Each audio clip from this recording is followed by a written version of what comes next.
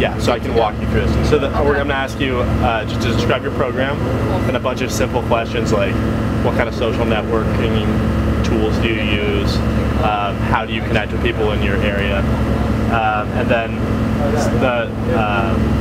how do you bring people together from different kinds of backgrounds so that they can like talk to each other, or if that's relevant.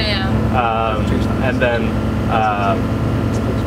the last one, and this is probably the most important, is about the innovative ecosystems that we've kind of seen today. So we've been looking at these accelerator models, and so the question is kind of what is the most limiting factor from your home country? What do you see about Silicon Valley that you would like to bring back, and what do you think Silicon Valley has to learn from go ahead and read down whenever you're ready. Your country? So we'll get back to that. That'll be the very end. Okay. So the first thing is, what's your name and can you just describe it? Is it on? Yeah. Oh, sorry. Can you just describe your project? Yeah, my name is Celeste and I'm director of the South American Business Forum, which is an international conference where we gather 100 international students and about between 30 and 40 speakers every year. And the main objective is to generate an environment where there's exchange of ideas, experiences, and projects, where we can unite these 40 top leaders in their area together with the 100 participants who are going to be future leaders of the region. So we're trying to generate this environment of exchange so we have a concrete product coming out of that. So what do you do to bring those people, because I imagine the people, they may not even speak the same language. Yeah, sure. They probably come from different continents. Yeah, they come from five continents. Continents. So what do you do in order to how do you bridge that gap? What do you do to kind of... Yeah, first we do a lot of diffusion in different universities and organizations via mails, internet, Facebook, and lots of social media. And that's basically what we do, and we try to create, it's a forum with a topic of general interest that's trying to solve problems, that affect everyone worldwide. Just having a common point. All right. What you said? So Facebook, and what kind of social? How do you connect with these people? Yeah, we use the Facebook platform a lot because people are very used to it and they find it friendly. It's friendly to use. Yeah. So we contact them through Facebook, but we also have a blog. Actually, right now we have about 30 writers and editors of the blog. Yeah, where people post, and even participants can even post and comment. And yeah, we basically maintain contact via that media, Twitter as well. We use various social media. Yeah. So do you have speakers that come to your events? So how do you find the speakers? Lots of research, stalking people, and also going, reading a lot, watching videos, and staying up to date with what's happening over the world, and keeping up to date. Yeah, contacting them via mail, whatever you find. You can have their email, or you know them through someone else, or a phone number, or another organization. You try to do as much networking as possible to reach the people you think is ideal, for your conference and for that year's topic. Which is going to represent that very well. All right. Let's see. Do you feel like within the the organization, there's multiple groups? Are there like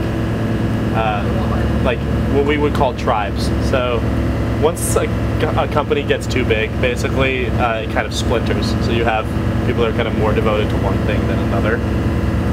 Do you see everybody doing everything, or is there kind of like a clear delineation? Well, this is going to be our 9th year. It's 9th edition this year, and you can clearly see. We the participants who come to the conference are very carefully picked. We all look for a similar target. We have a target and a profile of people we want to come to the conference. We want them to be proactive, motivated, to have ideas. They want to generate change in the region. So they all have a similar profile. But yeah, through time you can see what people are really motivated towards something, and are proactive and are doing things. And those people stand out from the rest, they contact us and say, look, I've done this project and have this idea and I've contacted this other person, and you can see the final product.